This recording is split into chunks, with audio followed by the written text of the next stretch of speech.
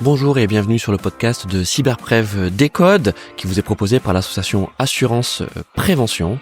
Alors lors d'un précédent épisode, vous avez découvert le Clémy avec Serge Barbet, son directeur. Aujourd'hui, je suis avec Virginie Sassoun, qui est donc la directrice adjointe du Clémy. Bonjour Virginie, merci de nous recevoir aujourd'hui au Clémy. Bonjour Louis. C'est en ce moment la semaine de la presse et des médias. Donc c'est la 37e édition de la semaine de la presse et des médias dans l'école qui se tient du 23 au 28 mars 2026. Mais Virginie va nous l'expliquer. En fait, ce n'est pas qu'une semaine, c'est aussi tout un mois durant lequel des activités, des actions de sensibilisation sont organisées à l'école. Moi, j'ai le souvenir, il y a un petit moment maintenant, d'avoir vécu cette semaine de la presse et des médias avec, à l'époque, mes enseignants.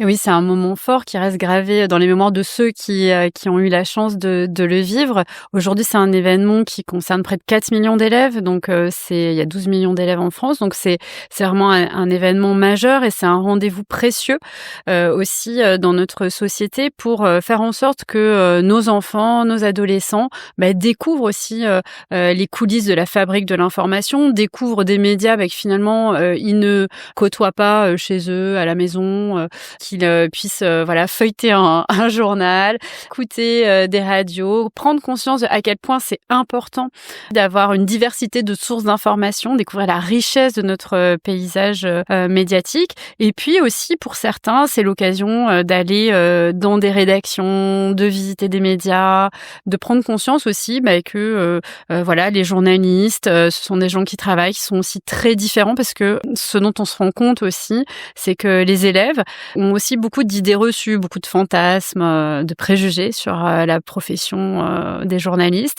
Et quand ils en rencontrent et quand des journalistes viennent en classe, ils se rendent compte de la grande variété des conditions aussi de vie des journalistes parce que vous soyez podcasteur, journaliste en presse écrite, journaliste télé, votre vie n'est pas la même selon le média dans lequel vous travaillez. Donc, et puis ils arrivent à déplier aussi qu'est-ce que c'est qu'une ligne éditoriale, comment on travaille concrètement quand t'es journaliste salarié ou alors que t'es pigiste. Donc voilà, il y a toute cette diversité-là. Et donc c'est un moment qui est très important pour notre démocratie, même si ça pourrait paraître un grand mot, et parce que la question de comment savoir s'informer aujourd'hui, comment trouver les bonnes sources d'information, c'est vraiment un enjeu de citoyenneté majeur.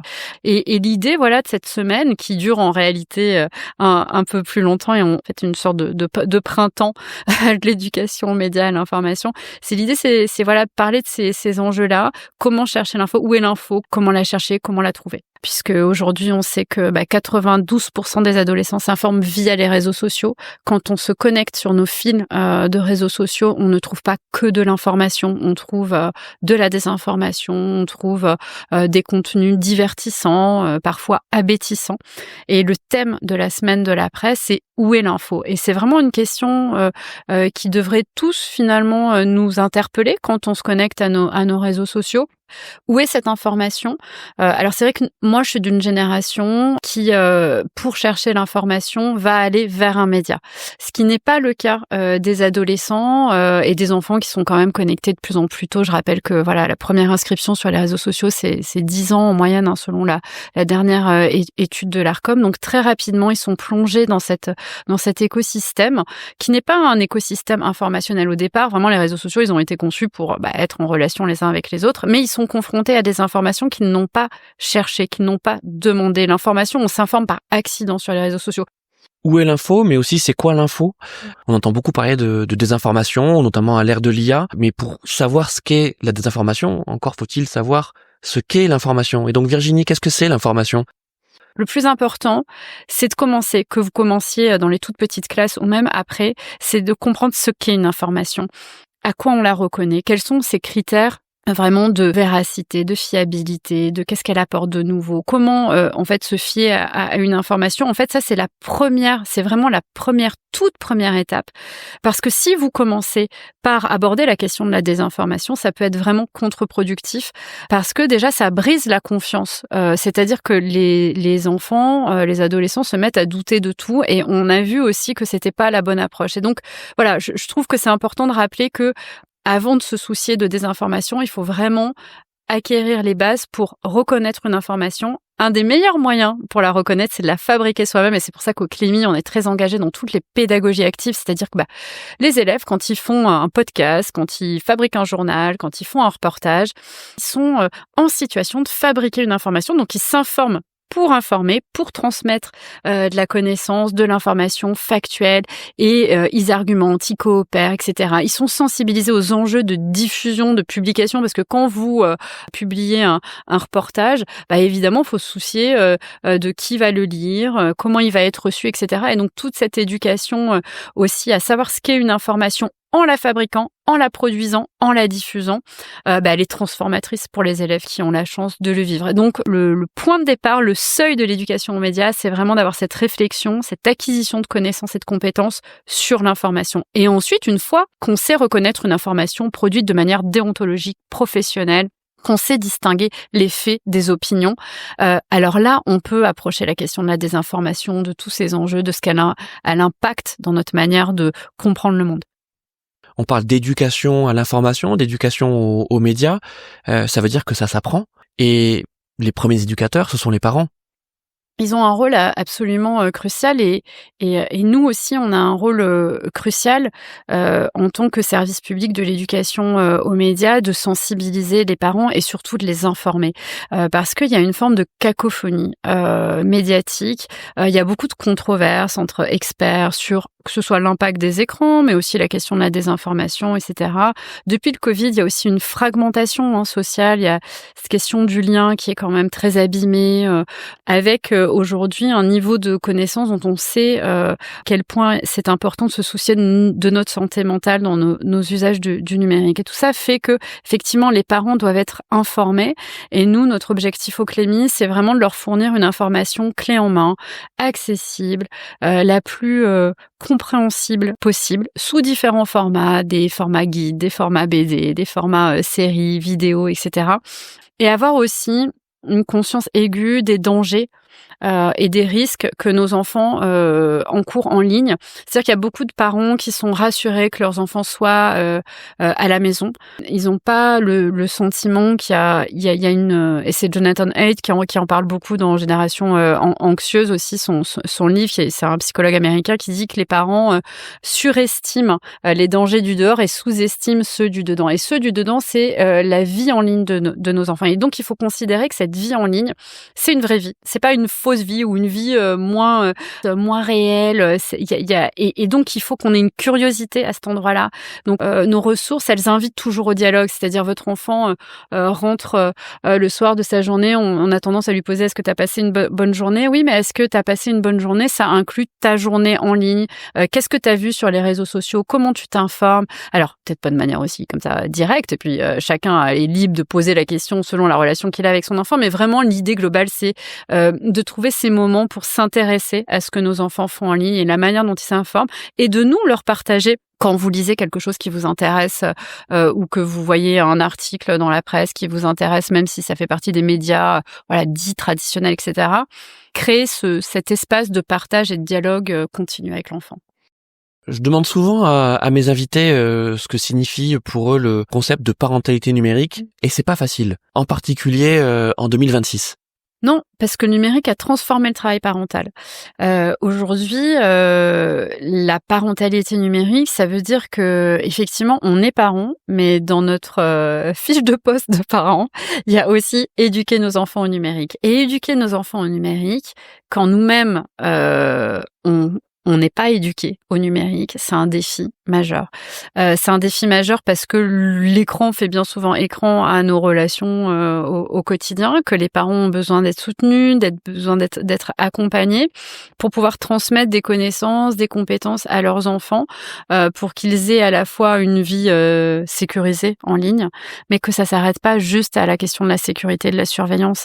Il y a aussi cette question de la confiance, du dialogue, du lien, de comment on grandit ensemble, non pas en mettant les écrans à distance, parce qu'en réalité, on ne peut pas, et les parents sont dans des injonctions paradoxales qui sont difficiles à soutenir, c'est-à-dire que on sait qu'on doit éloigner nos enfants des écrans, et en même temps, on ne peut pas vivre une scolarité aujourd'hui sans être connecté aux espaces numériques de travail.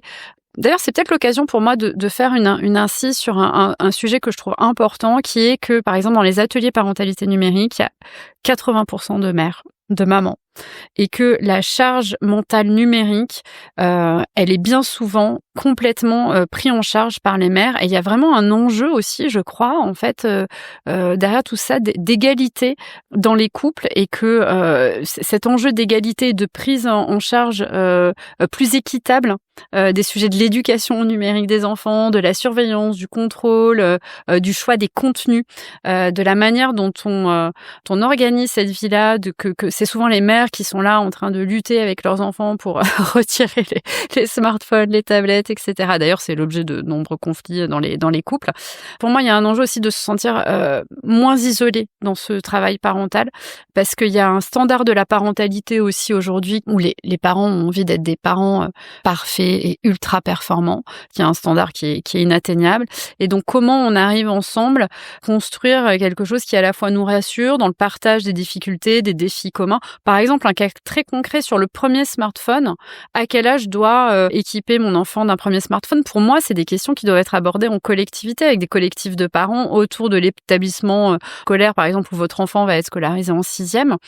Je trouve que ça mérite vraiment de remettre du collectif et du lien, parce que les enfants aujourd'hui qui n'ont pas de smartphone en 6e ou même après dans leur scolarité au collège se sentent bien souvent exclus. Enfin, la plupart du temps, ils se sentent exclus. C'est une source de souffrance. Il y a une énorme pression sociale. Alors que, et déjà, on peut vivre sans smartphone jusqu'en 4e, 3e. Il n'y a aucun problème pour tout. Les enfants peuvent se retrouver, s'envoyer des messages, etc. Tout va bien. Et même avec un petit téléphone. Mais si toute la communauté des parents et si toute la communauté des enseignants et le chef d'établissement, si tout le monde s'est mis d'accord sur ce pacte-là, eh ben, les enfants, il y a des enfants qui grandissent jusqu'en 3e sans avoir de smartphone, et ça se passe très bien, parce qu'il n'y a pas les copains, les machins, les trucs, etc., qui peuvent susciter de la jalousie et de l'exclusion sociale. Donc voilà, je trouve qu'il y a vraiment ces choses-là à réfléchir ensemble, et c'est assez enthousiasmant aussi de voir qu'il y a beaucoup de collectifs de parents qui se montent et qui se créent, parce qu'on se rend bien compte que tout seul, on n'y arrive pas. 2026 est aussi l'année de la sortie de la nouvelle version du guide de la famille tout écran, qui est édité par le Clémy, en partenariat avec l'UNESCO notamment. C'est le reflet de l'ambition du Clémy et donc de ce guide de la famille tout écran, de s'adresser à tout le monde, aux enseignants, aux parents et même aux enfants. Exactement, et c'est vraiment un projet qui nous enthousiasme beaucoup au Clémy, parce que c'est aussi, ça part du constat qu'en fait tout ce dont on vient de parler, ces enjeux liés à la parentalité, à aux défis que pose l'irruption de ces écrans souvent trop nombreux et accaparants, on pourrait le dire comme ça, et en même temps source de joie, de plaisir partagé, etc. C'est une problématique que des parents du monde entier se posent, et donc c'est passionnant de créer ce réseau mondial d'expertise, de partage, à la fois face aux difficultés, mais il y a des solutions. Voilà, et les solutions, elles sont effectivement dans à la fois la question de la solidarité, du partage, du dialogue, et aussi de la régulation, évidemment, étatique, et de la prise de conscience aussi des dangers, des risques, mais aussi de tout ce qu'il y a de fabuleux dans ces outils-là. Donc on est hyper heureux de le faire avec l'UNESCO et d'avoir cette diffusion internationale, et puis de continuer à porter notre action aussi à l'échelle nationale avec nos partenaires sur le territoire. Alors ce guide de la famille tout écran, il est disponible en ligne. On vous recommande de consulter ce guide, il est vraiment très bien fait, et c'est un guide collaboratif. D'ailleurs, peut-être faites le test avec vos enfants et vos ados, peut-être de le lire ensemble, de se poser les questions ensemble. Il a été conçu aussi dans cette idée qu'ils vivent en famille, qu'ils vivent entre parents et leurs enfants.